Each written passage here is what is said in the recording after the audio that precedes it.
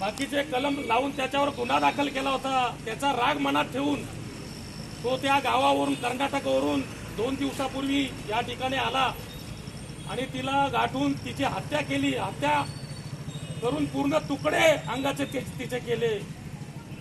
सर्व हिंदू बांधवांना कलकलीची विनंती आहे, काल उरणमध्ये मुस्लिम समाज सुद्धा मोठ्या संख्येने उपस्थित होता।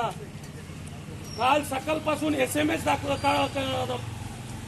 पूर्ण विभागातील ग्रुपवर पाठवले, आपले हिंदू एकत्र येतील कधी। ही शोकांतिका आहे। सांगण्याची गोष्ट एवढीच की आई वडिलांनी आपल्या मुलीवर लक्ष ठेवायला पाहिजे।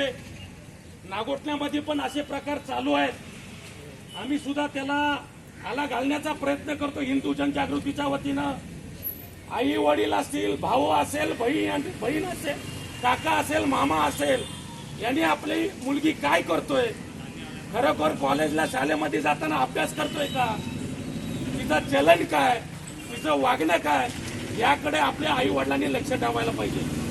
आपण येऊन जाऊन पोलिसांना दोष देतो, वेळ आल्यानंतर पोलिसांकडे आपण लक्ष केंद्रित करतो, परंतु आपल्या मुलीवर आपला लक्ष पाहिजे, याचाही आपल्या आई वडिलांनी लक्ष घालायला पाहिजे।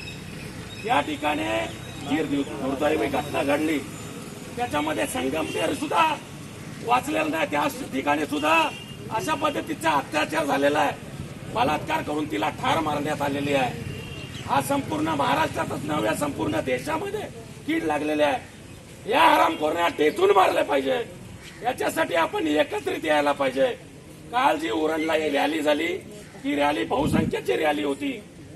वास्तविक पाहता आपण या ठिकाणी सगळ्यांनी जमून एकत्र यायला पाहिजे। प्रत्येक वेळेला या घटना घडत राहतील। आज उरणला झाला, उद्या नागोठण्यातील, परवा रोह्याला होईल आणि 13 पालीला होईल। या घटना होतच राहतील, म्हणून आपण रॅल्या आणि निषेध व्यक्त करायचे का, यासाठी आपण त्यांना चोपून काढले पाहिजे। याच्यासाठी आपण सर्वजण एकत्र या आणि तरच हे लोक कमी होतील। नाहीतर मग तुमचा आमचा या ठिकाणी एकटा लढतोय, त्याला लढू द्या, ही घटना वाढतच जाणार आहे। या ठिकाणी पुढे कोण बोलणार आहे त्यांनी बोलावं, त्याच्यानंतर श्रद्धांजली होईल।